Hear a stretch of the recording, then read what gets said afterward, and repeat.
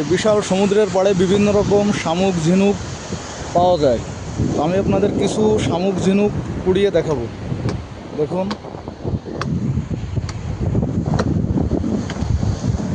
এই এক প্রজাতির শামুক আছে।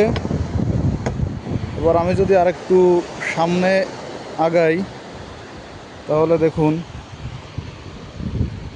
এই একটা প্রজাতির শামুক।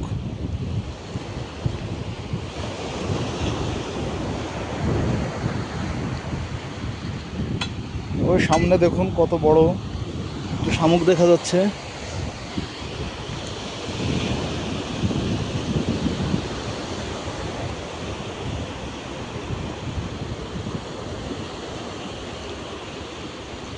অনেক সুন্দর একটা শামুক। এই শামুক দিয়ে কিন্তু এই সিবিসির পাড়ে বিভিন্ন দোকানগুলোতে বিভিন্ন রকম শোপিস তৈরি করে তারা বিক্রি করে।